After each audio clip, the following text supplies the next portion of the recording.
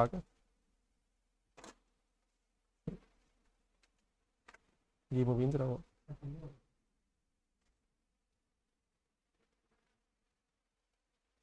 फारिग हो गए हैं छुट्टियों से, रिलैक्स हो गए हैं।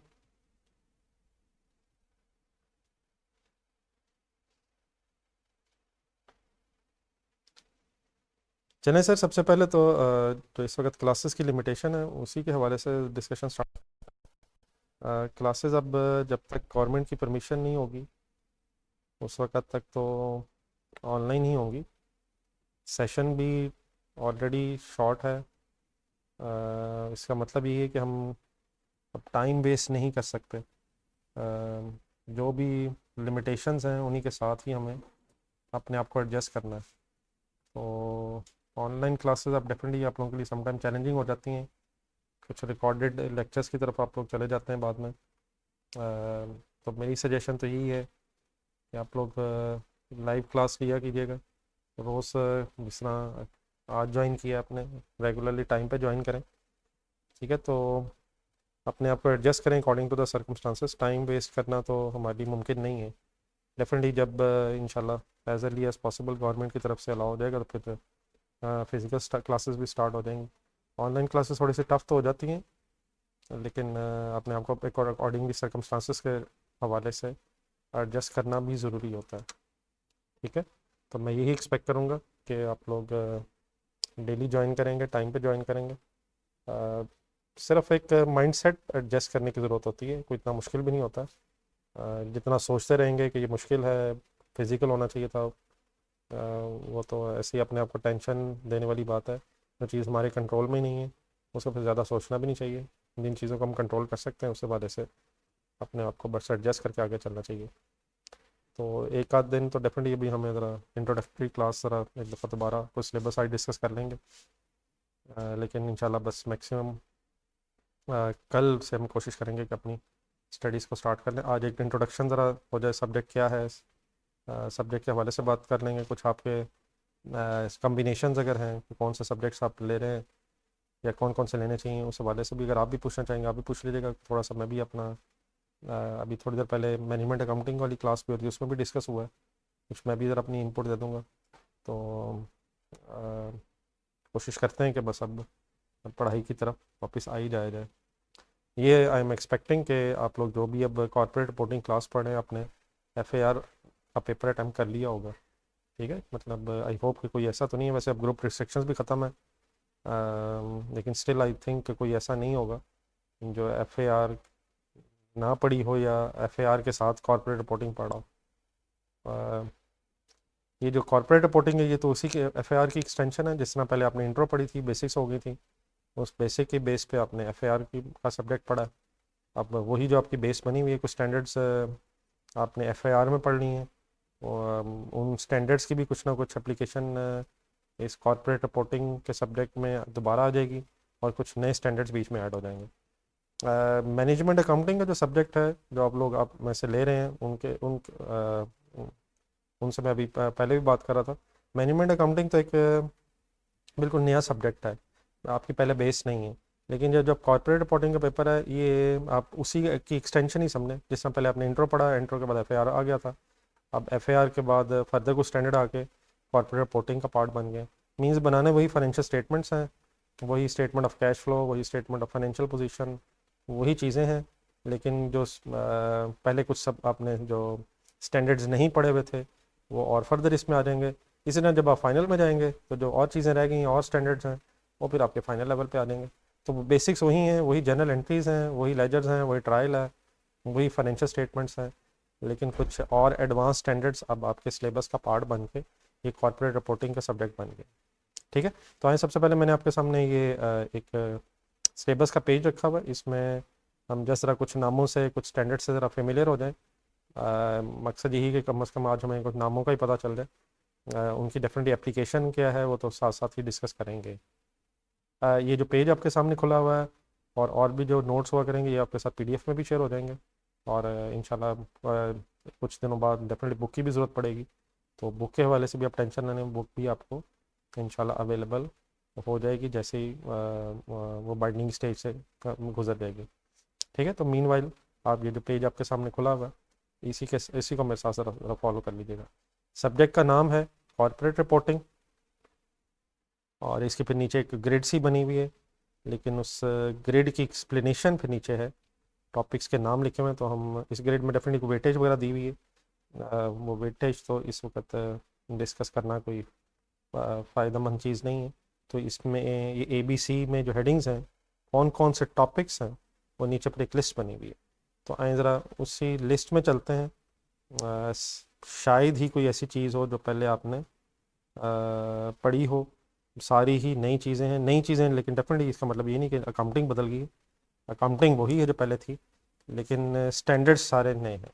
तो आए जस्ट आइडिया मैं आपको दे देता हूँ, कुछ नाम है, कुछ उनका थोड़ा सा आइडिया जहाँ जहाँ मुमकिन है वो आपके साथ ज़रा डिस्कस कर लेता हूँ। चलें जी, सबसे पहले लिखा हुआ है IAS 1, एक लिखा हुआ है। ये उसी तरह जिस तरह financial statement, statement of financial position, statement of comprehensive income, उसको प्रेजेंट कैसे करना है। तो फाइनेंशियल स्टेटमेंट्स का जब वर्ड आता है तो सारे कंपोनेंट्स हैं। सारे कंपोनेंट्स का मतलब ये है कि statement of financial position, statement of comprehensive income, statement of cash flow, I hope कुछ देर में ला रहे होंगे आप, statement of changes in equity and notes. Component से 5 ही हैं, लेकिन अब statement of cash flow normally ये कॉर्पोरेट रिपोर्टिंग के लेवल पे अब दोबारा शायद टेस्टेबल नहीं है, यानी कि कैश फ्लो स्टेटमेंट दोबारा बनाना ये शायद अब कॉर्पोरेट रिपोर्टिंग का हिस्सा नहीं है, आपने बनानी सीख ली है FAR में, उसकी दोबारा एप्लीकेशन शायद नहीं आएगी यहाँ। हाँ, लेकिन स्टेटमेंट ऑफ फाइनेंशियल पोजीशन, इसके एक्सट्रैक्ट्स बनाए जाते हैं, जिस तरह एक्सट्रैक्ट्स पहले आप बनाते हैं स्टेटमेंट ऑफ कम्प्रिहेंसिव इनकम।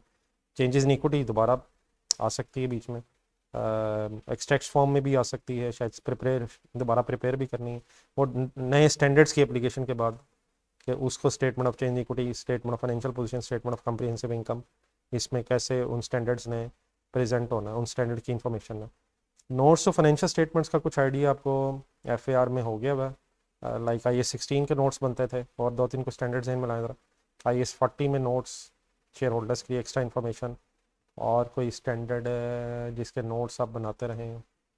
चलें एटलीस्ट 2 प्रेजेंट में आ गए होंगे, IAS 16 है, IAS 40 है वगैरह, ठीक है। लेकिन अब जब आप कॉर्पोरेट रिपोर्टिंग में पढ़ेंगे तो ये शायद हर स्टैंडर्ड में ही नोट्स होते हैं।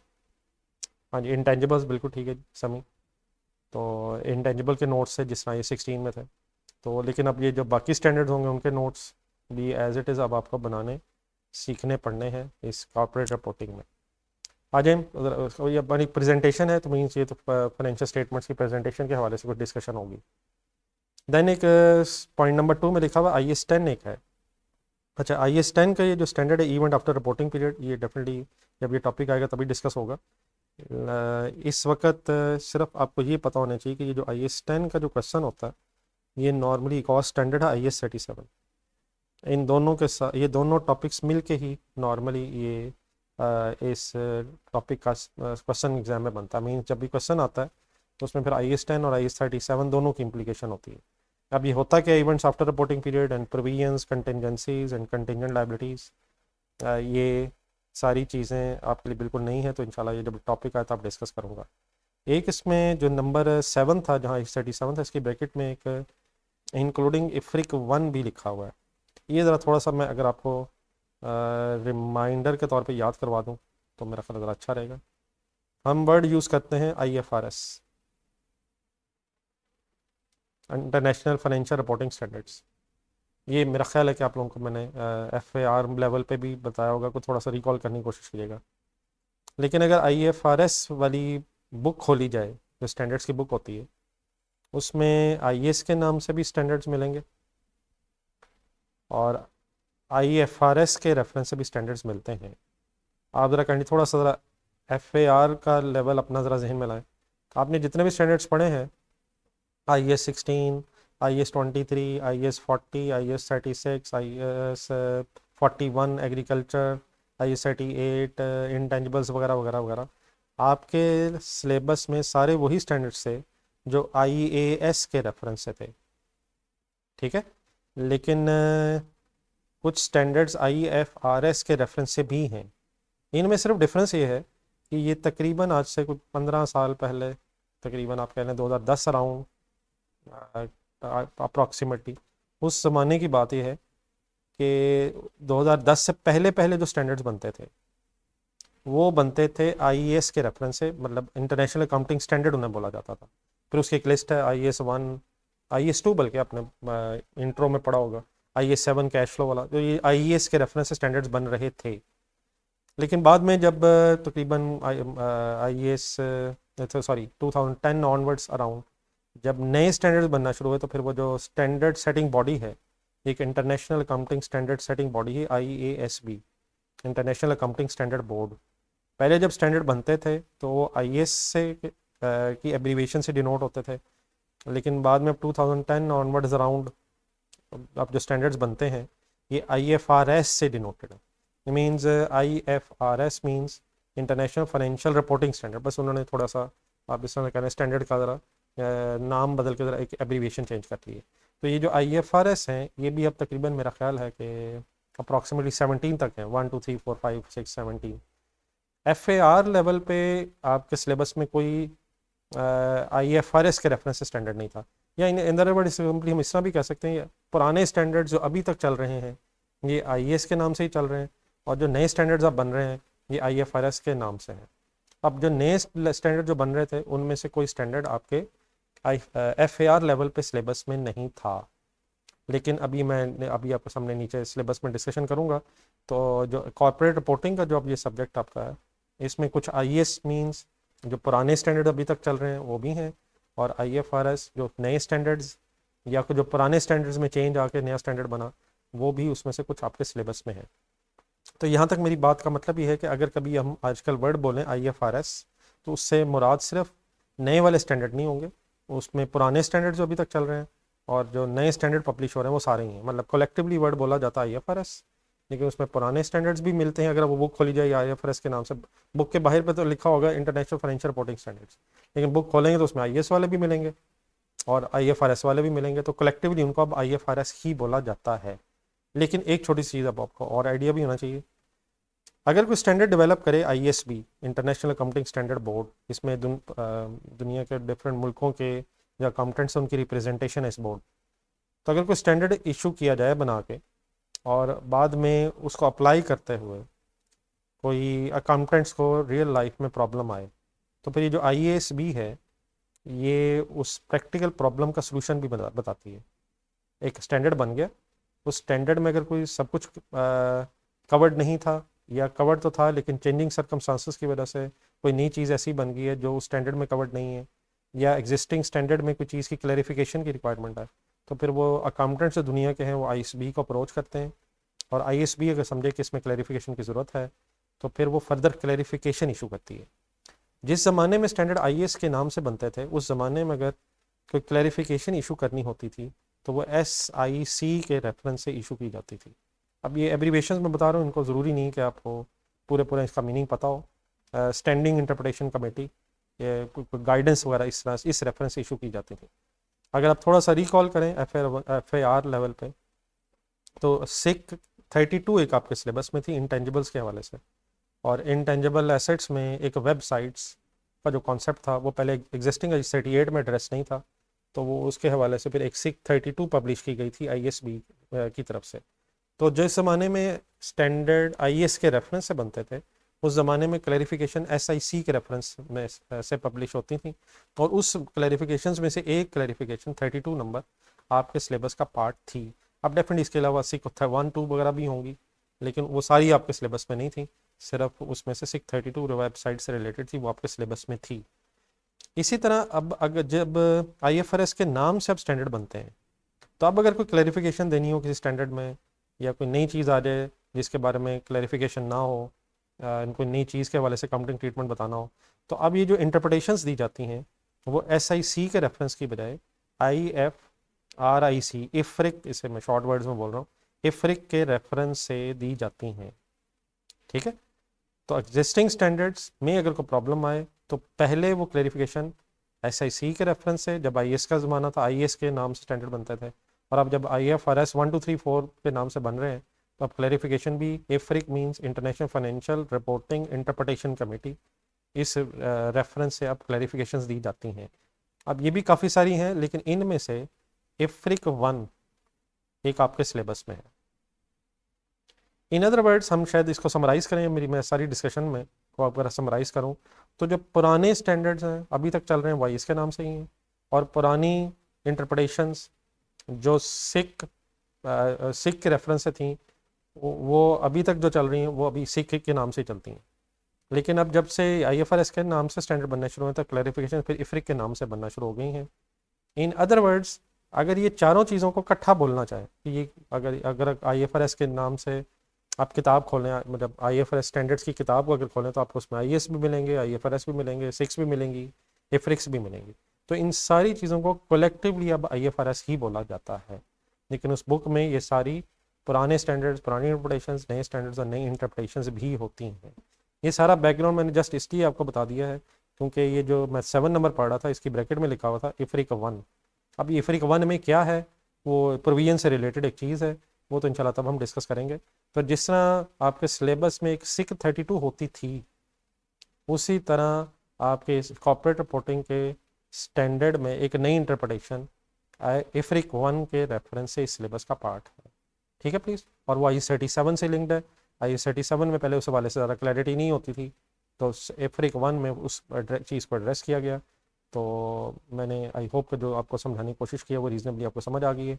मैं कभी अगर वर्ड बोलूँ IFRS तो we means to say old standards as well as new standards, जो पुराने चल रहे हैं अभी तक वो भी हैं, नए भी हैं, और फिर इंटरप्रटेशंस भी पुरानी जो अभी तक एप्लीकेबल हैं और जो नई, ये सारी चीज़ों को कलेक्टिवली हम डिस्कस कर रहे होते हैं। ठीक है प्लीज़, मेरी कुछ बात में कन्फ्यूजन तो नहीं हो रही है? बाद में ये सिंपली कर रहा था कि ये IAS 10 और IAS 37 जो है इनका नॉर्मली जो क्वेश्चन है वो इकट्ठा कंबाइन होके आता है। और एक चीज़ और भी है कि नॉर्मली इसमें से क्वेश्चन भी थ्योरेटिकल आता है, सिनेरियो बेस्ड होता है। सिनेरियो बेस की अगर हम बात करें तो जिस तरह कोई FAR के सिलेबस में है जी ऐसी चीज़ जो जहाँ से सिनेरियो बेस्ड क्वेश्चन आता है, कोई कह सकते हैं?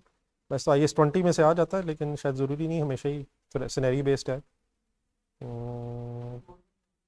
हाँ, ये वही गवर्नमेंट ग्रांट, लेकिन अक्सर उसमें से दूसरा न्यूमेरिकल भी आ जाता है, लेकिन बहरहाल इन में से नॉर्मली थ्योरेटिकल, जिस तरह वो शॉर्ट डिस्कशन टाइप, जिस तरह डिस्कस वाला क्वेश्चन होता है, तो वैसे भी एग्जामिनर को ज़रा पसंद भी है, थोड़ा सा एग्जामिनर आपको इंग्लिश में भी आपसे लिखवाना चाहता है, तो अक्सर इसमें से सिनेरियो बेस्ड, बाकी ठीक कह रहे हैं IAS 20 भी शायद उसी हद तक हम कह सकते हैं जी। दैन उसके बाद ऊपर वापस जा रहा हूँ, नंबर 3, इनकम टैक्सेस। आप में से बहुत से लोगों ने एक सब्जेक्ट भी है टैक्स के हवाले से, आप में से या पढ़ा होगा या पढ़ रहे होंगे, होपफुली शायद मेजॉरिटी ने टैक्स का पेपर पढ़ लिया होगा। तो एक तो टैक्स, इनकम टैक्स ऑर्डिनेंस के अंदर क्या लिखा हुआ है, एक तो वो आपका सब्जेक्ट है। हमने ये जो IAS 12 एक है ये बना हुआ है, ये इसमें ये पढ़ना है कि उस इनकम टैक्स का अकाउंटिंग ट्रीटमेंट क्या है, मतलब टैक्स की कैलकुलेशन अगर किसी कंपनी ने कर ली है तो उसकी फिर अकाउंटिंग एंट्री कैसे होनी है, उसने फाइनेंशियल स्टेटमेंट्स में कैसे प्रेजेंट होना है, कहाँ प्रेजेंट होना है। तो टैक्स की डिस्कशन FAR लेवल पे को ख़ास नहीं थी आपके सिलेबस में, लेकिन अगर इनकम टैक्स की कैलकुलेशन हो गई है तो उसे फाइनेंशियल स्टेटमेंट्स में कैसे प्रेजेंट किया जाता है, उसके डिस्क्लोजर्स भी होते हैं। तो ये फिर एक स्टैंडर्ड है IAS 12 के नाम से, उसमें डिस्कस होगा और इसमें काफ़ी डेप्थ है। तो और नॉर्मली शायद हर अटैम्प्ट में इसमें से एक नॉर्मली शायद कभी कभी शायद कम मार्क्स का, 7-8 मार्क्स का, वरना ज़्यादातर 15 से लेकर 18 मार्क्स तक का भी क्वेश्चन आता है। इन अदर वर्ड्स शायद एक one of the important topics of the syllabus है। देन उसके बाद एक IAS 21 लिखा हुआ है। IAS 21 में effect of changes in foreign exchange rates. अगर कोई आपकी ट्रांजैक्शन, फॉर एग्जांपल आपकी कंपनी ने कोई एक्सपोर्ट की है, कोई अमेरिका में चीज़ें बेची, एक्सपोर्ट का मतलब होता है मुल्क से बाहर चीज़ें बेचना। अमेरिका में अगर कोई चीज़ आपने बेची है और आपको पैसे डॉलर्स में आने हैं, तो और आप पाकिस्तान में अकाउंटिंग रुपीज़ में अगर कर रहे हैं तो पहले उन डॉलर्स को रुपीज़ में कन्वर्ट करेंगे, फिर उसकी अकाउंटिंग एंट्री करेंगे। और इसी तरह अगर आपने कोई चीज़ इंपोर्ट की है, मीन्स पाकिस्तान से बाहर किसी मुल्क से ख़रीदी है, फॉर एग्ज़ाम्पल आपने जापान से अगर ख़रीदी है तो वहाँ जापानीज़ येन करेंसी है, उस करेंसी को फिर पाकिस्तानी करेंसी में कन्वर्ट करेंगे। तो ये फॉरेन करेंसीज़ को लोकल करेंसी में कन्वर्ट करके अकाउंटिंग कैसे होती है, ये एक IAS 21 है। ये कोई खास बहुत बड़ा स्टैंडर्ड नहीं है, आसान सा कॉन्सेप्ट है एक IAS 21 का। तो एक्सचेंज रेट्स, होपफुली आपने वर्ड सुना होगा, $1 फॉर एग्जांपल आज कितने का, ₹280 का। ये फ्लक्चुएशन होती रहती है, तो कौन सा रेट लेना है, कैसे ये ट्रांजैक्शंस को मेजर करना है, फाइनेंशियल स्टेटमेंट्स में कहाँ कैसे प्रेजेंट होना है, तो ये सारी डिस्कशन IAS 21 में है। देन उसके बाद एक और जो हमारा मेन टॉपिक है, वो कुछ 2-3 स्टैंडर्ड्स को इकट्ठा करके मैं आपके सामने बात करता हूँ। जो नंबर 5 में लिखा IAS 28, और देन उसको थोड़ा सा अगर नीचे आ रहे हैं तो नंबर 9 में एक IFRS 3 लिखा हुआ, और फिर एक IFRS 10 लिखा हुआ। ये जो अगर 3 इकट्ठे किया जाए, अगर 5, 9 एंड 12, IAS 28, IFRS 3 और IFRS 10, इन 3 को इकट्ठा कर किया जाए तो एक टॉपिक का हम नाम रख सकते हैं। उस टॉपिक का नाम है कंसोलिडेशन। इन 3 नंबरिंग को इकट्ठा करके कंसोलिडेटेड फाइनेंशियल स्टेटमेंट्स बनाई जाती हैं। मतलब ये जो 3 स्टैंडर्ड्स हैं आपके सिलेबस में, इन 3 स्टैंडर्ड्स की बेस पे हमने कंसोलिडेटेड फाइनेंशियल स्टेटमेंट्स बनाना सीखनी है। एक तो होता है हर कंपनी की अपनी financial statements, individual financial statements. लेकिन फॉर एग्जांपल अगर एक कंपनी किसी दूसरी कंपनी को एक्वायर कर ले, एक कंपनी किसी दूसरी कंपनी के शेयर्स एक्वायर कर ले, तो फिर एक कॉन्सेप्ट ये भी है कि इन दोनों कंपनीज की फाइनेंशियल स्टेटमेंट्स को इकट्ठा करके बनाया जाता है। तो कंसोलिडेटेड सिंपली मीन्स कंबाइन करके फाइनेंशियल स्टेटमेंट्स बनती हैं, लेकिन वो कंबाइन कैसे करना है उसमें बहुत सी फिर डेप्थ्स हैं।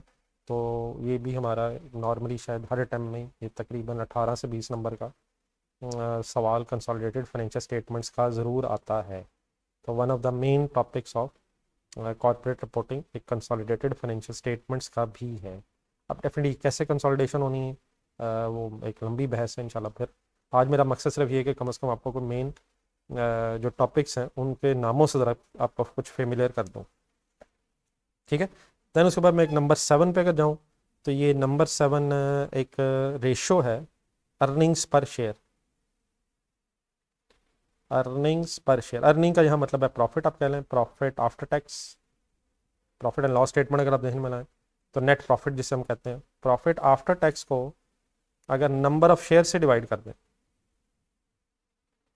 प्रॉफिट आफ्टर टैक्स अर्निंग है, कमाई, और नंबर ऑफ शेयर से अगर डिवाइड कर दें तो एक अर्निंग पर शेयर। मसलन फॉर एग्जांपल अगर 1 लाख प्रॉफिट है और किसी कंपनी के 10,000 शेयर हैं, एक सिंपल सी कैलकुलेशन आपके सामने कर रहा हूँ, तो 10 रुपये पर शेयर, 1 लाख डिवाइड बाई 10,000, तो ये 10 रुपये पर share is called as earning per share. लेकिन ये रेशो जो है ये इन्वेस्टर्स इसे बहुत ज़्यादा इंपॉर्टेंस देते हैं, इसके बेस पे डिसीजन मेकिंग करते हैं स्टॉक एक्सचेंज में।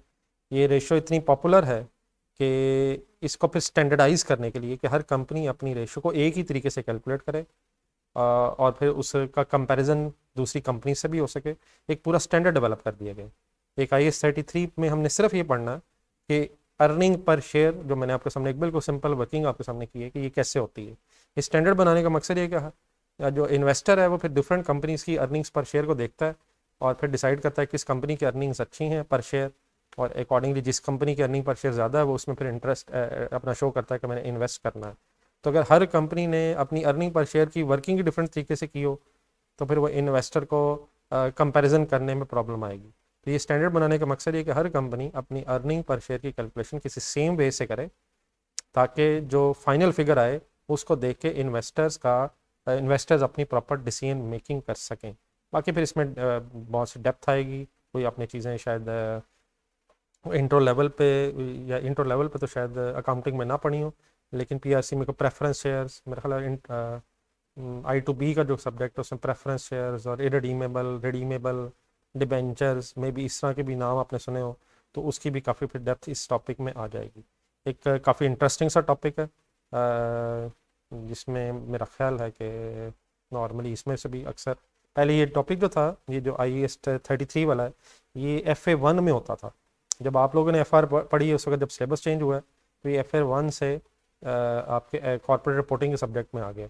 तो बहुत टफ तो मैं नहीं कहूँगा क्योंकि पहले बच्चे FAR के लेवल पे भी इसे पढ़ लेते थे, लेकिन डेफिनेटली इसमें थोड़ी सी डेप्थ ज़्यादा है। लेकिन बहरहाल मैं समझता हूँ FAR पढ़ने के बाद आपकी क्योंकि बेस अब है तो चीज़ों को अच्छा, ये मेरे ख्याल एक नॉर्मल असेसमेंट आप कहने के है कि कॉर्पोरेट रिपोर्टिंग का पेपर पढ़ते हुए सब टॉपिक्स पढ़ते हुए आपको प्रॉब्लम इंशाल्लाह कोई नहीं आएगी, यानी कि आपको स्टैंडर्ड्स की अंडरस्टैंडिंग में इशू नहीं आएगा। प्रॉब्लम सिर्फ आएगी डेप्थ ज़्यादा होती है, सिलेबस ज़्यादा होता है, प्रैक्टिस करनी पड़ती है, तो उसमें फिर लैकिंग हो जाती है, चीज़ें साथ साथ नहीं कवर हुई होती हैं, कोई टॉपिक रह जाए, सही तरह प्रिपेयर ना हो, आगे भी लिंक्ड होता है। तो मेन प्रॉब्लम सिर्फ यही होता है कि डेली बेसिस पे काम किया जाए। अंडरस्टैंडिंग में इंशाल्लाह कोई इशू नहीं है, सिर्फ प्रैक्टिस में और चीज़ों को साथ साथ रखने में प्रॉब्लम आता है। बाकी मैं नहीं समझता कि इंशाल्लाह जब भी आपको टॉपिक पढ़ रहे होंगे तो उसमें आप ये कहेंगे जी समझ नहीं आ रहा। इंशाल्लाह समझ आने का इशू नहीं है, मेन मसला वही होगा कि अपने आप को कंसिस्टेंटली डेली बेसिस पे मोटिवेट रखा जा सके और चीज़ों को साथ साथ कवर किया जाए। टॉपिक्स लिंक्ड होते हैं, ये बातें सारी आपको पता है। एक टॉपिक करने के बाद जब नेक्स्ट टॉपिक में जाते हैं, कोई पिछला टॉपिक अगर बीच में आ जाए तो ये फिर अंडरस्टूड होता है कि आपको थोड़ा सा आइडिया है उसका, दोबारा फुल डेप्थ में नहीं दोबारा जा सकता है। लेकिन अगर फॉर एग्जांपल खुदा ना खासा पिछला टॉपिक ही सही रिवाइज नहीं है, किया नहीं हुआ है, तो बाकी टॉपिक्स भी डिस्टर्ब हो जाते हैं। देन उसके बाद नंबर 7 की मैंने पहले बात कर दी थी। अच्छा, एक इंटरेस्टिंग चीज़ ये है कि नंबर 8 में इनटेंजिबल एसेट्स आई कैप ने एज इट इज, लगता है आई कैप को ये आप पे बुरा भरोसा था कि आपने इनटेंजिबल एसेट्स पहले बहुत अच्छा किया हुआ है, तो उसने FAR के सिलेबस में से निकाल के FA2 में एज इट इज़ दोबारा ऐड कर दिया। मीन्स ये वही दोबारा, अगर आप ब्रैकेट में भी देखें 632 एज इट इज़ वही FAR1, FAR में जो आपने पढ़ा है, FAR सॉरी अब टू तो नहीं कहना, कॉर्पोरेट रिपोर्टिंग के सब्जेक्ट में एज इट इज़ ये टॉपिक ऐड हो गया। यहाँ एक टॉपिक होता था एक रेशो एनालिसिस, वो चला गया है FAR में। तो वो अल्हम्दुलिल्लाह लगता है आई कैप को पता था कि इन बच्चों को पहले ही रेशो एनालिसिस आता है, तो उसने पहले वहाँ से निकाला। तो बाद में उन्हें पता चला जब आई कैप को कि यार ये बच्चा अब आगे आ गया तो इन्हों को क्या ज़रूरत है, तो ये हम वापस ले जाते हैं। तो ये रेशो एनालिसिस पहले भी ये FA1 में होता था, पिछली टाइम में ये FA2 में आया, लेकिन एक दफ़ा दोबारा कॉर्पोरेट रिपोर्टिंग से निकाल के FAR में चला गया। और आई कैप ये चाहता है कि आपको IS38 सही नहीं आता, तो देयरफॉर उसने दोबारा एक दफ़ा आपको दोबारा पढ़ाने के लिए, वैसे IS38 की ज़्यादा बेहतर जगह यही है इसमें, क्योंकि कंसोलिडेशन के हवाले से भी बहुत सी प्रॉब्लम्स आती हैं। लेकिन बहरहाल आई होप कि थोड़ा सा हमारा एक कंफर्ट जोन इस टॉपिक में ज़रूर होगा। आई होप कि बिल्कुल आप ज़ीरो नहीं होंगे इंटेंजिबल एसेट्स के हवाले से। एज़ इट इज़ बहरहाल ये एक दफ़ा दोबारा FAR से निकल के कॉर्पोरेट रिपोर्टिंग में शामिल हो गया। ठीक है, तो कम से कम हम आई होप कि हम कह सकते हैं कि एक टॉपिक का हमें पहले कुछ ना कुछ पहले आइडिया है। जी ठीक है जी, मैं ये अजम्पशन ले सकता हूँ कि कम से कम हमें आइडिया है जी। ऑनलाइन स्टूडेंट्स, ये ना कह दीजिएगा नाम ही पहली दफ़ा सुन रहे हैं, नाम तो कम से कम सुन लिया होगा यार। देन उसके बाद सर एक छोटा सा स्टैंडर्ड है, शुक्र है एक छोटा सा भी है, एक IFRS 8, ये डिस्क्लोजर से रिलेटेड है सारा, ऑपरेटिंग सेगमेंट्स। तो ये नॉर्मली कम इसमें से बड़ा सवाल नहीं आता है छोटा सा एक डिस्क्लोजर का स्टैंडर्ड है। एक और छोटा स्टैंडर्ड ही मैं कहूँगा, स्टैंडर्ड पढ़ने के लिहाज से छोटा है, लेकिन ये बहुत से स्टैंडर्ड्स, ये जो स्टैंडर्ड है IFRS 9, ये मिक्स बहुत सारे स्टैंडर्ड्स में से हो जाता है, के साथ हो जाता है। अब ये फाइनेंशियल इंस्ट्रूमेंट्स क्या होता है, ये एक लंबी बहस है जो इंशाल्लाह करेंगे। उसके बाद फिर एक और बड़ा टॉपिक है 13, ये 9, ये जो 10 है ये ऊपर कंसोलिडेशन के साथ है, कंसोलिडेशन के साथ मैंने डिस्कस किया था। ये मुबीन, इसमें मुबीन ये ज़रा बाद में ठीक करना है, ये बार बार ना सेलेक्ट कर लेता है। ये आपको सब पता चल रहा है क्या हो रहा है, ये फिर बाद में मुबीन को बता दीजिएगा ज़रा, तो बाद में डिस्टर्बेंस होती है जी। नंबर 13 में एक स्टैंडर्ड है IFRS 15 के रेफरेंस से। ये कंपैरेटिवली एक आप कह लें कि इसमें से इसको पढ़ने में भी शायद टाइम लगता है, फिर इसका सवाल भी काफ़ी टफ आता है, थोड़ा सा समटाइम्स थ्योरेटिकल भी आ जाता है, सिनेरियो बेस्ड आ जाता है, तो वो लिखने में भी प्रॉब्लम बच्चे फेस करते हैं। करना बार स्टैंडर्ड में लिखा यही हुआ है कि रेवेन्यू मीन्स सिंपल वर्ड्स में हम सेल की बात कर सकते हैं। सेल ने कब रिकॉर्ड होना है, जब चीज़ें सेल हो जाएं। चीज़ें कब सेल हो जाएंगी, जब हम डिलीवर कर दें। तो सेल की भी रिकॉर्डिंग, सेल ने क्रेडिट होना है, इनकम है, तो वो कब क्रेडिट होनी है, फिर वो डिफरेंट सिनेरियोज हैं। असल में सारे बिजनेसेस गुड्स नहीं बेचते। अब ये मोबाइल कंपनीज जो हैं, टेलीकॉम कंपनीज, ये अपना इंटरनेट सर्विसेज प्रोवाइड कर रही हैं, ठीक है। तो बहुत से डिफरेंट टाइप्स ऑफ बिजनेसेस हैं, उन्होंने अपने रेवेन्यू को किस तरह से अकाउंट फॉर करना है। बेसिक कॉन्सेप्ट ये है कि अकाउंटिंग में रेवेन्यू मीन्स इनकम की बात हो रही है, इनकम ने क्रेडिट ही होना है, लेकिन कब होना है, किस तरह उसकी अमाउंट ने मैयर होना है, ये काफ़ी ज़्यादा डेप्थ में जाके IFRS 15 में हम डिस्कस करेंगे। फिर एक one of another main topic of this corporate reporting is IFRS 16 लीजेस। Lease क्या होती है? एसेट किसी का इस्तेमाल कोई कर रहा है, उसके अगेंस्ट रेंट पे किया जा रहे होते हैं, मे बी वर्ड आपने सुना हो, लेकिन इसमें जिसने एसेट लीज पे लिया है वो काउंटिंग कैसे करेगा, जिसने लीज पे दिया है वो कैसे काउंटिंग करेगा।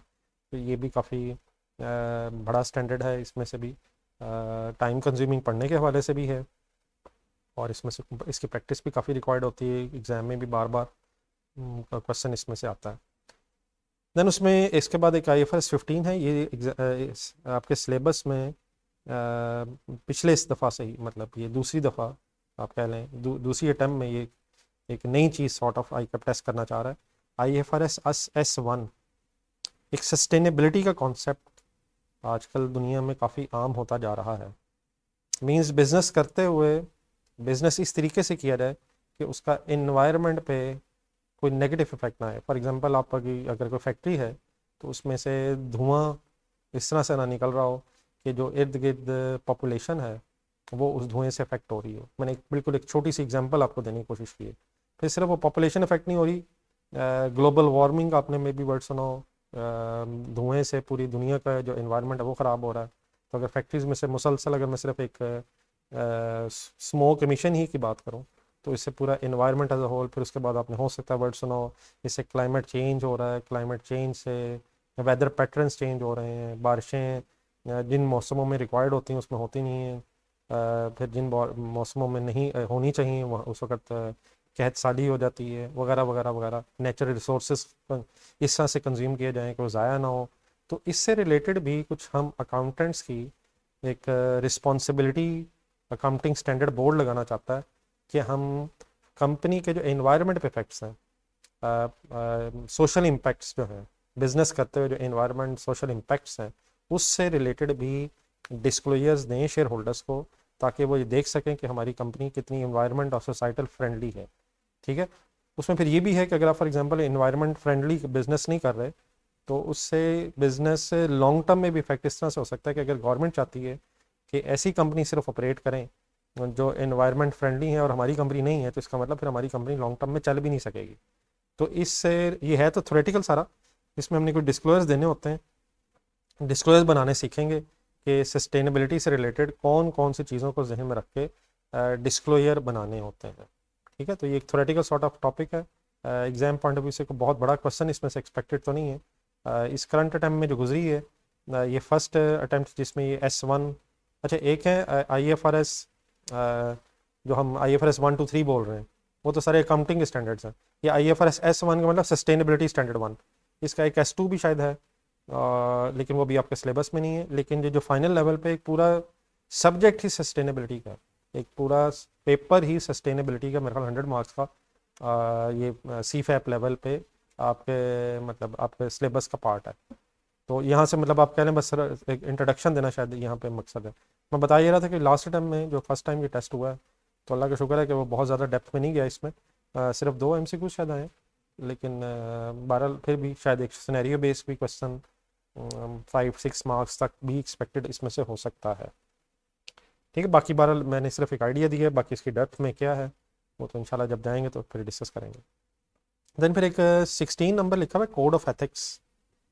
जिन हजरात ने टैक्स पढ़ा हुआ है, जो मेरा ख्याल है मेजोरिटी ने शायद पढ़ा होगा टैक्स, तो ये टैक्स में भी एथिक्स है, वो जो मेरा ख्याल है इंटेग्रिटी, ऑब्जेक्टिविटी, तो ये जो बेसिक प्रिंसिपल्स ऑफ एथिक्स हैं वो एक्सपेक्टेड है कि अकाउंटेंट्स में ये होनी चाहिए चीज़ें। तो ये हर एक में, ये फिर ऑडिट में जाएंगे तो ऑडिट में भी है, मेरा ख्याल है ये BAE में भी शायद है, अब मेरा ख्याल है ये तकरीबन हर जगह ही हो गया। ये टैक्स में भी है, ये कॉर्पोरेट रिपोर्टिंग में भी है, ऑडिट में भी है, और BIA में भी है। तो आपको एक एथिकल किस्म का चार्टर्ड अकाउंटेंट बनाने की कोशिश हो रही है, ताकि क्योंकि आपकी जो इंफॉर्मेशन है उसकी बेस पे लोगों ने डिसीजन लेने, तो you should be in a position कि लोग आप पे ट्रस्ट कर सकें। तो आप कब ट्रस्टवर्दी होंगे? जब आप कोड ऑफ एथिक्स पे अमल दरामद कर रहे होंगे। बहरहाल इसमें भी एग्जाम पॉइंट ऑफ व्यू से अगर देखा जाए तो इसमें से भी थ्योरेटिकल ही क्वेश्चन एक्सपेक्टेड है, सिनेरियो बेस्ड छोटा सा 5 7 8 नंबर तक का शायद, लेकिन पिछली दफ़ा मेरे ख्याल इसमें से भी MCQ भी शायद आए, तो समटाइम्स MCQs आ जाते हैं, कुछ सिनेरियो आ जाता है। लेकिन ये जो 15 है, 16 है, S1 कह लें और कोड ऑफ एथिक्स कह लें, ये सारा थ्योरेटिकल है, तो इसमें थ्योरेटिकली ही लिखना पड़ता है या थ्योरेटिकल सिनेरियोज की बेस पे MCQs भी एग्जामिनर बना देता है। इन अदर वर्ड्स शायद बड़ा क्वेश्चन इसमें से एक्सपेक्टेड नहीं है इनमें, लेकिन बहरहाल ये मैं इसलिए बात नहीं कर रहा कि इनको हम कुछ चॉइस में इधर उधर कर दें, वो तो आपको पता है एक एक नंबर इंपॉर्टेंट है, हमें नहीं पता एग्जामिनर ने कहाँ से क्या देना है। लेकिन जस्ट आपको शायद इस ये भी साथ साथ बताना चाह रहा हूँ कि कौन से टॉपिक्स ऐसे हैं जहाँ से बड़ा क्वेश्चन एक्सपेक्टेड होता है और कौन से टॉपिक्स ऐसे हैं जहाँ से सिनेरियो बेस्ड क्वेश्चन या शॉर्ट क्वेश्चन आ जाते हैं। उसके बाद फाइनली 17 नंबर पे कुछ कंपनीज एक्ट के सेक्शंस के नंबर लिखे हुए हैं। ये जो सेक्शंस हैं, अच्छा ये इससे पहले एक मैं सेक्शंस पे जाऊँ, एक तो है कि फाइनेंशियल स्टेटमेंट्स बनाते हुए हमने अकाउंटिंग स्टैंडर्ड्स को फॉलो करना है, लेकिन अकाउंटिंग स्टैंडर्ड के साथ साथ पाकिस्तान में एक कंपनीज एक्ट भी है। उस कंपनीज एक्ट की भी कुछ रिक्वायरमेंट्स हैं रिगार्डिंग फाइनेंशियल स्टेटमेंट्स। इस पहली लाइन से पहले मैं ज़रा आखिरी लाइन में जा रहा हूँ। ये कंपनीज एक्ट में कुछ शेड्यूल्स बनाए हुए हैं, जिनमें से थर्ड स्केड्यूल क्या है ये ज़रा जब थर्ड आएगा तो मैं बताऊँगा। इस वक्त फोर्थ एंड फिफ्थ थोड़ा सा आपको समझा सकता हूँ। फोर्थ एंड फिफ्थ स्केड्यूल में ये जो स्केड्यूल्स हैं कंपनीज एक्ट के, इसमें कुछ एक्स्ट्रा डिस्क्लोजर रिक्वायरमेंट्स हैं जो फाइनेंशियल स्टेटमेंट्स में हमने देनी होती है। मतलब नोट्स ऑफ फाइनेंशियल स्टेटमेंट्स हैं, जिस तरह IAS 16 का एक डिस्क्लोजर होता है, स्केड्यूल बनाना है, रिवैल्यूएशन हो जाए तो ये डिस्क्लोजर बनाना है। ये स्टैंडर्ड्स में तो डिस्क्लोजर्स हैं ही हैं, लेकिन हमारे कंपनी लॉ में कुछ लिस्टेड कंपनीज और अनलिस्टेड कंपनीज के लिए एक्स्ट्रा डिस्क्लोजर रिक्वायरमेंट्स भी हैं जो स्टैंडर्ड्स में नहीं हैं। तो मीन्स उससे अगर हम पाकिस्तान में फाइनेंशियल स्टेटमेंट्स बना रहे हैं तो हम अकाउंटेंट्स ने स्टैंडर्ड्स को भी जहन में रखना होता है और ये कंपनीज एक्ट की रिक्वायरमेंट्स को भी जहन में रखना होता है। इन दोनों रिक्वायरमेंट्स को जहन में रख के फिर फाइनेंशियल स्टेटमेंट्स कंप्लीट होती हैं और उसमें फिर जो डिस्क्लोजर्स हैं वो दोनों के शेयर होल्डर्स के सामने जाने चाहिए। तो ये जो हमें third and fourth and fifth schedule है, इसमें फोर्थ स्केड्यूल में लिस्टेड कंपनीज के डिस्क्लोजर्स हैं और अदर देन लिस्टेड कंपनीज अगर हैं तो उनके फिफ्थ स्केड्यूल के डिस्क्लोजर्स हैं। तो ये भी आपका सिलेबस का पार्ट है। इससे पीछे अगर मैं चला जाऊँ तो ये कुछ सेक्शंस हैं कंपनीज एक्ट के, जिन सेक्शंस में फाइनेंशियल स्टेटमेंट्स बनाने की कुछ लीगल रिक्वायरमेंट्स भी दी हुई हैं। मतलब किस टाइम पीरियड की फाइनेंशियल स्टेटमेंट्स बननी है, कितने अरसे में बन जानी चाहिए, ये कुछ कंपनी लॉ के सेक्शंस हैं जिन सेक्शंस में ये इस तरह की चीज़ें लिखी हुई हैं। फिर मैंने अभी कंसोलिडेशन की बात की है, तो कंसोलिडेटेड फाइनेंशियल स्टेटमेंट्स बनाते हुए हमारे लॉ में क्या रिक्वायरमेंट्स हैं। तो ICAP ये चाहता है कि आपको इसी लेवल पे कुछ लीगल रिक्वायरमेंट्स जो कंपनी लॉ की हैं रिगार्डिंग द फाइनेंशियल स्टेटमेंट्स, उनका भी आइडिया होना चाहिए। अगर हम इसे इकट्ठा कर लें तो ये शायद जो नंबर 1 था, जो फाइनेंशियल स्टेटमेंट्स की प्रेजेंटेशन की बात हो रही है, उसी से लिंक्ड शायद ये नंबर 17 भी है। तो मतलब फाइनेंशियल स्टेटमेंट बनाते हुए अकाउंटिंग स्टैंडर्ड्स की रिक्वायरमेंट्स के साथ साथ पाकिस्तान में कंपनी लॉ की रिक्वायरमेंट्स का भी एक अकाउंटेंट को आइडिया होना चाहिए। ठीक है, आई होप कि मैं कुछ आपको रीजनेबली कुछ समझा सका हूँ इनिशियली। बाकी डेफिनेटली इस वक्त डेप्थ का मकसद नहीं हमारा डेप्थ में जाने का, एक ब्रॉड ओवरव्यू देना चाह रहा हूँ। आखिर में जस्ट इससे पहले कि आप कोई चीज़ अगर पूछना चाहें तो मेन अगर देखा जाए मेन मीन्स जिसमें से बड़े बड़े टॉपिक्स के सवाल आते हैं, बड़े बड़े क्वेश्चंस आ जाते हैं जिन टॉपिक्स में से, उन्हें अगर हाईलाइट करना शुरू किया जाए तो एक तो IAS 12 है जिसमें से बार बार, और ये शायद सिर्फ IAS 12 जो है किसी एक इंडिविजुअल टॉपिक के वाले से नहीं, ये हर टॉपिक में साथ मिक्स हो जाता है बाद में जाकर। उसी तरह फिर उसके बाद मैंने आपको एक कंसोलिडेशन बताया था, नंबर 5 कह लें, नंबर 9 एंड नंबर 12, इन तीन को मिला के कंसोलिडेटेड हमारा मेन कंसोलिडेशन हमारा एक मेन टॉपिक होगा। फिर उसके बाद मेरा ख्याल है EPS भी एक्सपेक्टेड ही होगा कि हर टाइम में क्वेश्चन ज़रूर आएगा, चाहे कभी बड़ा आ जाए कभी छोटा आ जाए।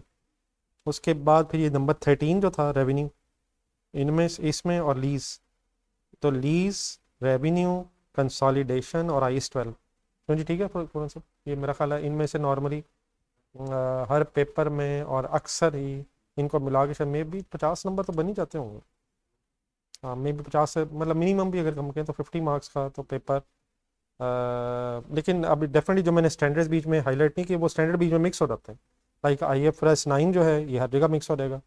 IAS अच्छा जो पुरानी कुछ चीज़ें आपने पढ़ी हुई लाइक जिस तरह IAS 20 वगैरह, IAS 16 है, वो तो अंडरस्टूड है कि आपको आता है। इम्पेयरमेंट है, तो यानी कि ये चीज़ें तो अब डेफिनेटली उस डेप्थ में शायद नहीं, लेकिन जितना जितना हम क्लास में डिस्कस कर लेंगे। IAS 40 है, तो जितना जितना हम ज़रूरत होगी वो क्लास में डिस्कस भी होगा और इन चीज़ों में वो चीज़ें मिक्स होके ही क्वेश्चन बनता है। मैं वंस अगेन एक चीज़ रिपीट करूँगा, ये आप ये नहीं कह सकेंगे कि जी हमें टॉपिक समझ नहीं आया। इंशाल्लाह टॉपिक अगर आप रेगुलर क्लासेस लेंगे, टॉपिक समझ आने में इशू नहीं है। मेन प्रॉब्लम सिर्फ बनता है रेगुलरिटी का। सिलेबस ज़्यादा है, प्रैक्टिस काफ़ी रिक्वायर्ड होती है, तो रेगुलरिटी, होमवर्क, डेली बेसिस पे आना, अपने आप को मोटिवेट रखना, ये रिक्वायर्ड होगा। टेस्ट हों ज़रूर इन्वॉल्व रहें। एक लिमिटेशन इस सेशन में हमारी ये भी रहेगी कि ज़रा ये जो सेशन है ये कंपैरेटिवली ज़रा स्क्वीज़ हो गया है। 2 हफ्ते ज़रा कंपैरेटिवली कम है इस सेशन में, और फिर ईद भी बीच में है, और ईद की भी डेफिनेटली कुछ ना कुछ छुट्टियाँ तो आपने करनी है, चाहे मैं जितना मर्जी आपको कहता रहूँ।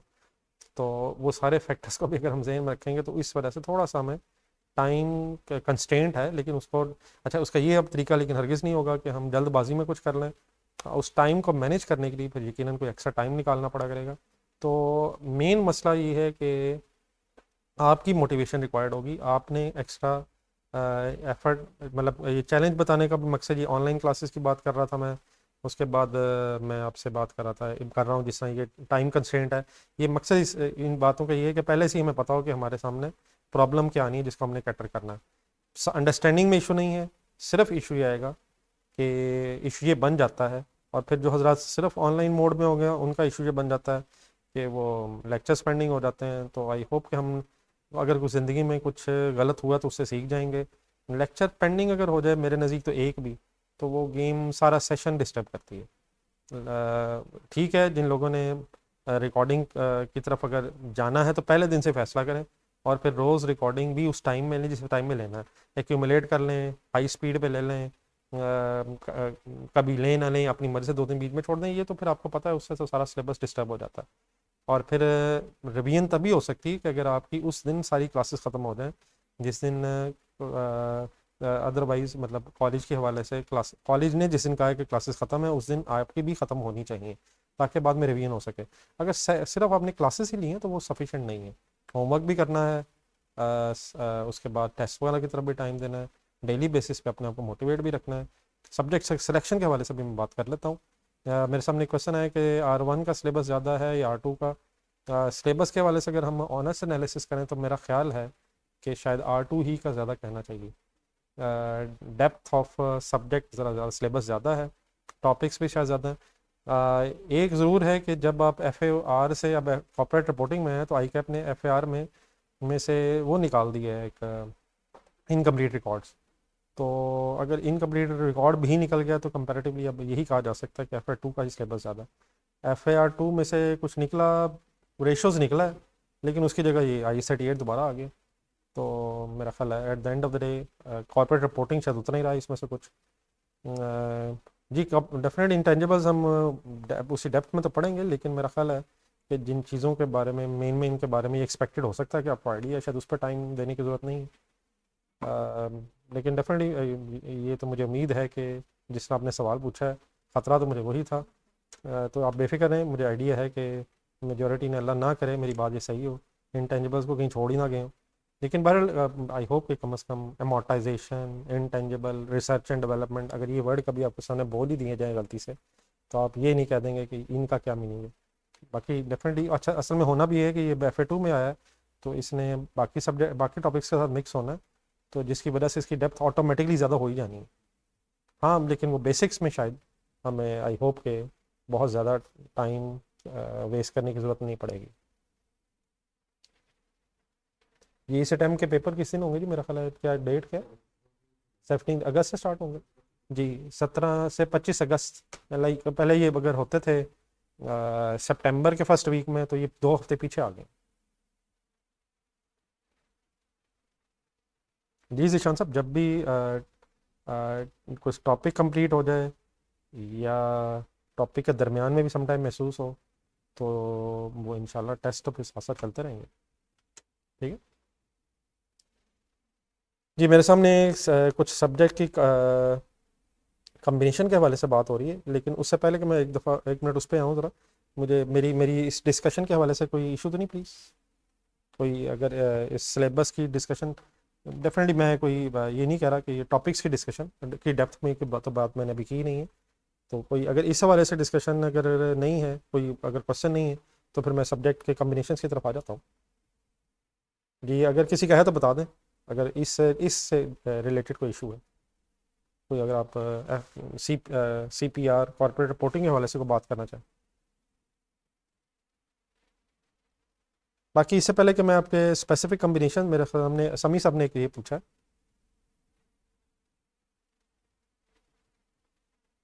जी हमजा, अब इस वक्त आप ओल्ड लेक्चर नहीं ले सकेंगे, मुझे पता है अगर आपने I-38 नहीं पढ़ा हुआ तो उसको आप भूल जाएं।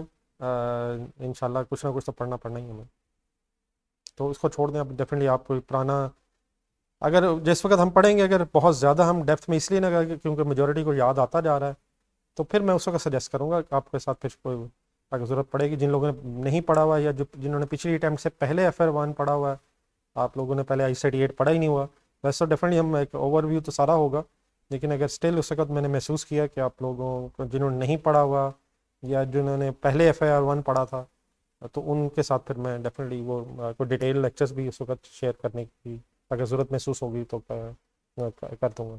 लेकिन मेरा ख्याल है कि ये तो डेफिनेटली आपसे एक्सपेक्टेड नहीं है कि आपको सब कुछ याद हो, कुछ ना कुछ तो हमें रिवाइज करना ही पड़ना है। लेकिन अगर ये महसूस हो कि बहुत ज़्यादा डेप्थ में आप जाने की इसलिए ज़रूरत नहीं है क्योंकि लोगों के जहन में चीज़ें हैं, याद कराने से आ रही हैं, तो फिर डेफिनेटली जिन लोगों ने पहले नहीं पढ़ा होगा, आप लोगों के साथ कुछ डिटेल लेक्चर्स की अगर ज़रूरत पड़ेगी तो वो भी शेयर कर लेंगे। ठीक है बस जी। समी ने मेरे से पूछा जी CPR BIE और डाटा का कम्बिनेशन कैसा है। जी मैं ये एक्सपेक्ट कर रहा हूँ कि समी के BIE की तरफ अगर आप जा रहे हैं तो पहले आपने मैक पढ़ लिया होगा। ये अगर बता सकें समी, तो अगर मैक आपने पढ़ लिया फिर तो ये आपका कम्बिनेशन ठीक है, लेकिन अगर मैक नहीं पढ़ा तो मेरी सजेशन यही है कि आप डेफिनेटली ना वो ग्रुप की रिस्ट्रिक्शन है ना पेपर की रिस्ट्रिक्शन है, वो तो आगे आपने सारी ख़त्म कर दी है। लेकिन स्टिल मेरा ख्याल है कि CPR से पहले FA1 FAR पढ़ाओ और BIA से पहले आपने मैक पढ़ लिया हो। हाँ जी, अगर दिया हो फिर तो ठीक है, तो अगर आपने ये अटैम्प्ट कर लिया हो फिर आपका कम्बिनेशन ठीक है जी। प्रीवियस अटैम्प्ट की CPR की बुक यूज़ कर सकते हैं। मेरा ख्याल है बहुत ज़्यादा कुछ चेंजेस तो नहीं है शायद, लेकिन उसमें I-38 पिछली में नहीं होगा, रेशोज़ होगा जो अब नहीं है सिलेबस में। अगर तो पहले ली हुई है तो ठीक है, लेकिन मैं सिर्फ ये कहूँगा कि आप कम अज़ कम नई के साथ कंपेयर कर लीजिएगा, और जहाँ महसूस हो कि चेंजेस हैं, लेकिन थोड़ा कंपेयर कर लीजिएगा। डेफिनेटली कुछ ना कुछ चीज़ें हो सकता है बीच में कुछ ना कुछ चेंज भी हुए हो, लेकिन बहुत ज़्यादा चेंजेस तो नहीं है। मेन तो यही है कि टॉपिक्स इधर उधर हुए, लेकिन फिर भी मैं सजेस्ट करूँगा कि एटलीस्ट आप अपनी पुरानी बुक को कंपेयर ज़रूर कर लीजिएगा, और जहाँ महसूस करें कोई एक्स्ट्रा चीज़ें तो एटलीस्ट उन पेजेस की कॉपी ज़रूर आपके पास आनी चाहिए। जी CPR टेक्स्ट और डाटा का कम्बिनेशन कैसा रहेगा। मेरे ख्याल में ये बिल्कुल ठीक है। इसका मतलब ये हुआ कि आपने पिछली दफ़ा क्या अटैम्प्ट किया होगा, FAR किया होगा और लॉ किया होगा। तो FAR और लॉ अगर आपने अटैम्प्ट किया तो उसके बाद डेफिनेटली लॉजिकली आपका यही बनता है। ठीक है नुमान, ठीक है मेरा ख्याल।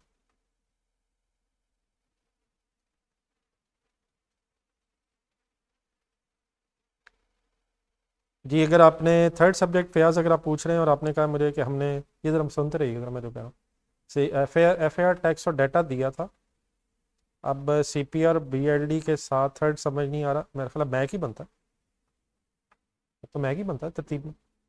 जी फयाज साहब ठीक है, तीसरा आपको मैक ही लेना चाहिए जी। उसके बाद मुझे कहा जा रहा है CPR डाटा BLD। जी जिशान साहब अगर आप ये कह रहे हैं तो once again I am assuming के आपने फिर FAR और टेक्स्ट दिया होगा लास्ट टाइम, तो ठीक है फिर।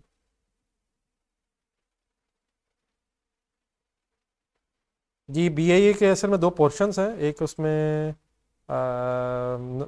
न्यूमेरिकल पोर्शन है और एक उसमें थ्योरेटिकल पोर्शन है। उसके दो हिस्से हैं BIA का जो सब्जेक्ट है। तो उसमें जो थ्योरेटिकल पोर्शन है वो सर आतिफ करवाते हैं, और जो उसमें न्यूमेरिकल पोर्शन है वो मेरी जिम्मेदारी उन्होंने लगाई हुई है। तो नॉर्मली तो पहले हम ये कर रहे होते थे कि डेली बेसिस पे दो क्लासेस होती थी, उनकी भी और मेरी भी, लेकिन उसमें महसूस ये होता था कि बच्चों के लिए ज़रा ओवर बर्डन हो जाता था, इन सेंस के 2 घंटे की ज़रा वो मुसलसल क्लास। तो इस दफ़ा ज़रा डिसाइड ये किया कि पहले ज़रा सर आतिफ करवा दें, और उनका ज़रा पोर्शन कंपैरेटिवली कम है, तो तकरीबन महीना सवा महीने में पहले उनकी क्लासेस हो जाएं। टाइम क्लास का टाइम तकरीबन 1.5, पहले वैसे ही 5 डेज़ शायद क्लासेस होनी थी पिछली दफ़ा, अब इस दफ़ा हमने शायद 6 डेज़ कर दी हैं, और थोड़ा सा क्लास का टाइम भी एक्सटेंड कर लिया है। लेकिन वो रादर देन के मैनेजेरियल और फाइनेंशियल पोर्शन दोनों एक ही दिन हो, उससे ज़रा महसूस ही होता था कि बच्चे ज़रा परेशान हो जाते थे, ज़रा मैनेज करना मुश्किल था। तो अब पहले डिसाइड ही किए कि तकरीबन शायद 5 to 6 वीक्स में, सॉरी 5 to 6 वीक्स में पहले सर आतिफ अपना करवा देंगे मैनेजरियल पोर्शन, और बाद में उसकी फिर वो रिवीजन करवाते रहेंगे साथ साथ वीकेंड्स वगैरह पे क्लासेस लेके कुछ इस तरह से। और जो फाइनेंशियल पोर्शन है उसके बाद फिर वो फिर मेरा स्टार्ट हो जाएगा तकरीबन, मेरा ख्याल है आज से वैसे शुरू हो रही है भी, ग्रुप 2 तो शुरू हो रहा है ना, तो ये तकरीबन मेरा ख्याल है कि अप्रैल के एंड तक शायद अ, उनका पोर्शन ख़त्म हो जाएगा, तो उसके बाद फिर मेरी क्लासेस स्टार्ट हो जाएंगी। और वो जो उनका पोर्शन ख़त्म होगा उसके फिर वो टेस्ट वगैरह और उनके रिवीजन वगैरह शायद प्लान उनका ये करते रहेंगे साथ। ठीक है सर।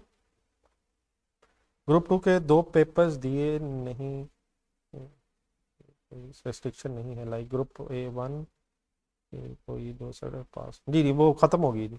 ग्रुप 2 के ग्रुप जी अजहर साहब, वो जो रिस्ट्रिक्शन थी रिगार्डिंग कि पहले ग्रुप 2 के 2 पेपर पास होंगे तो आप ग्रुप 1 के पेपर 2 पास होंगे तो ग्रुप 2 में आ सकते हैं, वो सारी वो रिस्ट्रिक्शन अब ख़त्म होगी। ये अब वो ग्रुप C बल्कि सॉर्ट ऑफ इफेक्टिवली का देखा जाए तो ग्रुप C ख़त्म है, आप कोई सा पेपर कहीं से भी उठा सकते हैं। लेकिन बहरहाल एज मतलब टीचर और because of the experience definitely it is not at all an option कि आप FAR ना पढ़ाओ कॉर्पोरेट रिपोर्टिंग में आ जाएं, BIA ना पढ़ाओ और मैक में आ जाएं। बहुत ज़्यादा लिंक्ड भी शायद नहीं है BIA और मैक, लेकिन फिर भी बहरहाल ज़्यादा अगर आपका मैक रहता ही है तो उससे डरने की ज़रूरत नहीं है। कुछ डेफिनेटली लोग उससे डरा भी देते हैं, एक नया सब्जेक्ट है, लेकिन बहरहाल फिर भी BIA कंपैरेटिवली ज़्यादा एडवांस्ड है। और उसका अगर मैक का अगर आपका रीज़नेबल एक्सपोजर है तभी BIA बेहतर रहता है। तो अब रिस्ट्रिक्शन तो कोई नहीं है, आप डायरेक्टली BIA देना चाहें CPR देना चाहिए ICAP को तो उसमें कोई प्रॉब्लम नहीं है, लेकिन स्टिल आई थिंक FAR के बाद ही FAR पढ़ा हो, लेकिन डेफिनेटली मैं ये नहीं कह रहा पास होना ज़रूरी है, लेकिन FAR पढ़ लिया हो फिर CPR की तरफ आए, और सिमिलरली मैक भी कम से कम पढ़ लिया हो एग्जाम पॉइंट ऑफ व्यू से, देन उसके बाद BIA की तरफ आना चाहिए। जी R2 में संडे ऑन होंगे जी फराज साहब, मेरा ख्याल है आज कम से कम इतना हम ना ही डरें तो अच्छा है, बाकी इंशाल्लाह अल्लाह मालिक कोशिश यही होगी कि संडे में मिनिमम ही ऑन हो, अगर ज़रूरत पड़े अगर ज़रूरत पड़े भी तो संडे कम से कम ऑन ना हो। जो एक एक्स्ट्रा हमारा दिन हमने पहले ही रखा रखा हुआ कोशिश की हुई है, कोशिश करेंगे कि उसी में मैनेज हो जाए, संडे ना ही लगाना पड़े तो बेहतर है। कोशिश यही होती है कि एटलीस्ट एक दिन हफ्ते में आपको भी ज़रूर मिले जिसमें आप अपनी रिवीजन कर लें, तो इंशाल्लाह कोशिश यही करेंगे कि संडे ना ही लगें, लेकिन अगर खुदा ना खासा ज़रूरत पड़ेगी तो मेरा ख्याल आप मुझे पहले कहेंगे। ठीक है, पढ़ने से तो मुझे पता है आप डरते नहीं हैं, ये मैंने फरहाद को नहीं कहा, ये मैंने सबको कहा। ठीक है जी, और तो और कोई अगर काइंडली किसी का ये सब्जेक्ट के हवाले से, सब्जेक्ट कम्बिनेशन के हवाले से अगर कोई क्वेश्चन किसी का है, बाकी चलें आज मेरा ख्याल है फिर हम अपना मेन डिस्कशन कल से स्टार्ट करते हैं, लेकिन कल से आप समझें कि इंशाल्लाह रेगुलर नॉर्मल क्लासेस स्टार्ट हो जाएंगी, टाइम पे ज्वाइन कीजिएगा। ऑनलाइन क्लासेस को कोई अपनी लिमिटेशन बना के ऐसे ही टाइम वेस्ट ना कीजिएगा। ऑलरेडी मेरा ख्याल है काफ़ी रिलैक्स कर लिया, बस हम CA वाले इतना ही रिलैक्स कर सकते हैं। ईद भी अल्हम्दुलिल्लाह अच्छी गुजर गई है, तो अब पढ़ाई के मोड में बस आज चलें। इसमें नहीं मैं अब स्टार्ट नहीं करता कोई टॉपिक, लेकिन कल से इंशाल्लाह फिर हम अपनी क्लासेस भी स्टार्ट करेंगे। ऑलरेडी टाइम ज़रा लिमिटेशन है, इसलिए मेरा ख्याल फर्दर टाइम वेस्ट करने की ज़रूरत नहीं। जी ये सारा आपको PDF शेयर हो जाएगा, ये ग्रेड भी, और जो कल हमने डिस्कशन लीज से स्टार्ट करना है तो वो भी ज़रा काइंडली करता है। जी एक टाइम में मैक्सिमम 4 ही दे सकते हैं, ये मेरा ख्याल है ICAP ने कह दिया, लेकिन बहरहाल देख लीजिएगा। मेरी सजेशन यही है कि आज ही उतने पेपर डिसाइड करें जितने आपने अल्टीमेटली देने हैं। मेरा एक्सपीरियंस यही है कि 3 से ज़्यादा पेपर मैनेज करना मुश्किल हो जाता है। वैसे भी ये जो अटैम्प्ट है ये वैसे ही ज़रा थोड़ा सा इसमें टाइम भी शॉर्ट है, गर्मियों का भी है। फिर इंशाल्लाह जो फिज़िकल क्लासेस होंगी तो आप लोगों ने जिन हजरात ने हॉस्टल्स वगैरह में भी रहना होता है, तो ये गर्मियों का सेशन कंपैरेटिवली हॉस्टल्स में रह के ज़रा मैनेज करना वैसे ही टफ होता है। तो मेरी सजेशन यही है कि 3 पेपर मैक्सिमम, और डेफिनेटली इसका ये भी मतलब नहीं कि आप सिर्फ 2 ही लें, 2 लेके वैसे ही रिलैक्स हो जाता है, लेकिन बहरहाल it is your own comfort zone. अगर आप समझते हैं कि 2 ही काफ़ी हैं आपके लिए तो ओके है, लेकिन 3 से ज़्यादा तो प्लीज़ नहीं, फिर बाद में मैनेज बिल्कुल नहीं होते। रिवीजन भी करनी होती है, तो रिवीजन के लिए भी टाइम रिक्वायर्ड होता है। तो नॉर्मली यही देखने में आया है, बहुत रेयर होता है असल में, अगर कोई एक नज़र भी आएगा आपको तो वो पॉपुलेशन को रिप्रेजेंट नहीं कर रहा है। मतलब अगर फॉर एग्जांपल कोई 2000 लोगों ने पेपर दिए हैं या 3000 लोगों ने दिए, उनमें से कोई एक बंदे ने 4 पेपर इकट्ठे पास कर लिए हैं, तो वो ठीक है, एक्सेप्शंस आर देयर। लेकिन मैं तो जनरल बात कर सकता हूँ कि नॉर्मली देखने में ये है कि 3 पेपर से ज़्यादा बच्चे नहीं मैनेज कर पाते हैं, रख लेते हैं, जज्बाती हो जाते हैं, लेकिन फिर वो महीने 2 महीने बाद जब पता चलता है नहीं हो रहे हैं, तो वो 2 महीने वेस्ट हो चुके होते हैं। वही टाइम जो उन्होंने एक ऐसे सब्जेक्ट को दिया जो बाद में उन्होंने देना ही नहीं है, वो ही टाइम फिर उन सब्जेक्ट्स को देना चाहिए था जो आपने अल्टीमेटली अटैम्प्ट करने हैं। तो 3 देने हैं, 2 देने हैं, जितने देने हैं वो आज फैसला कर लें। हाँ, ये एक हो सकता है फॉर एग्जांपल आपके पेपर अगर खुदा ना खास्ता कोई समझे कि मेरा पेपर बहुत अच्छे नहीं हुए हैं, तो वक्ती तौर पे आप चलें 2 ले लें और फिर फाइनल जो डिसीजन है वो फिर रिजल्ट के बाद कर लें, ये एक हो सकता है। तो अगर आप कुछ पेसिमिस्टिकली चलना चाहें वो ठीक है, पेपर पहले अच्छे नहीं हुए तो खुदा ना खास्ता तो फिलहाल, लेकिन उस वक्त भी फिर वो बात का डिसीजन है, उस वक्त फिर आप मिल लीजिएगा कि पुराना ही देना है, अब 3 ही देने हैं, नया उस वक्त भी मुश्किल होता है। टाइम लिमिटेशन को भी जहन में रखना चाहिए। ठीक है सर साहब, तो मैक्सिमम तो 4 आई कैप की तरफ से अलाउड है, लेकिन मेरा ख्याल है कि 3 तक ही मैनेज हो जाए तो काफ़ी है।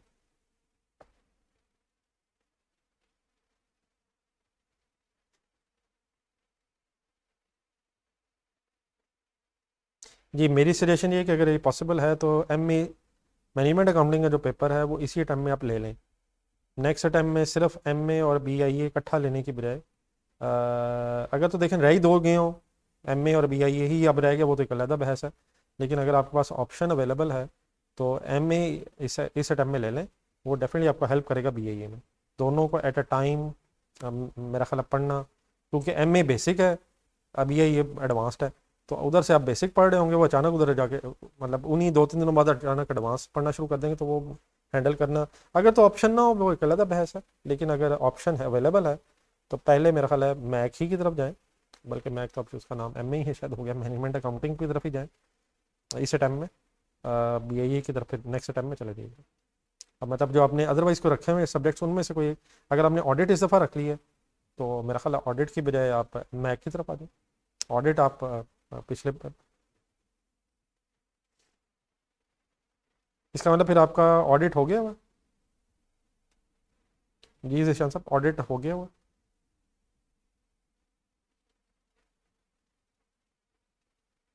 अच्छा, फिर इसका मतलब आप हम्म, अच्छा FA1 और FA और टैक्स दिया है। जी ज़रा फुरकान साहब गौर से सुनिएगा ज़रा, और अब वो दे रहे हैं CPR BLD और डाटा कम्बिनेशन, तो ये ठीक है। इसका मतलब फिर उनके रह जाएगा MA BIE और ऑडिट। जी क्या ख्याल है फिर, क्या सजेस्ट किया जाए?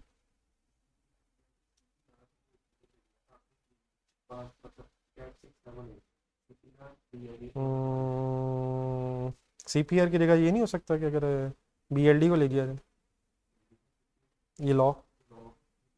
CPR इसलिए नहीं मैं कह रहा क्योंकि ज़रा वो बेस बनी हुई है FAR की, तो अब इस वक्त ईजी है। एक अटैम्प का गैप आ गया तो वो ज़रा CPR भी प्रॉब्लम करेगा, पिछला भूला होगा। तो मेरा ख्याल है लॉ को अगर बाद में रख लिया जाए, तो यानी कि मेरे ख्याल में लॉ की जगह आप मैनेजमेंट अकाउंटिंग कर लें, और लॉ और BIE और ऑडिट ये फिर लास्ट टाइम के लिए रख लें। ठीक है जी शान साहब।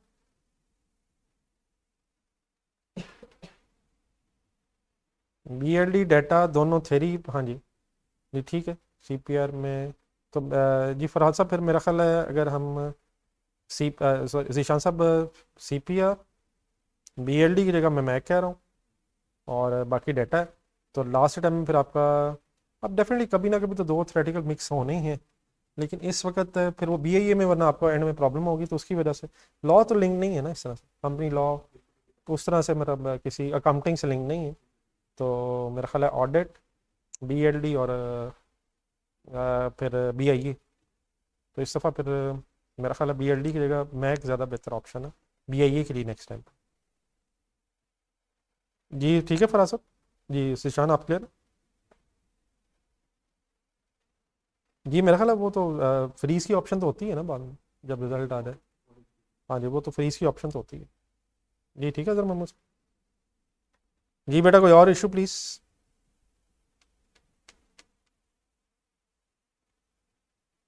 बाकी आप लोग ग्रुप्स वगैरह देख लीजिएगा कि बच्चे जो इस वक्त लाइव नहीं भी हैं, अगर वो कोई पूछ रहे हो तो ये मैंने आपको इसलिए बिठाया कि ज़रा पता चल जाए कि हम क्या डिस्कस कर रहे हैं।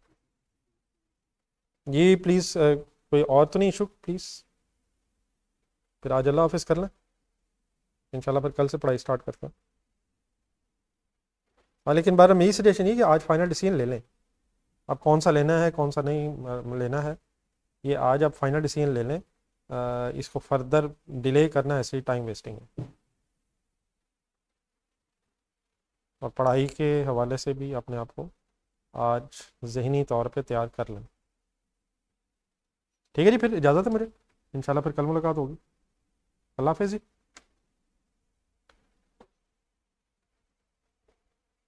अल्लाह हाफिज़।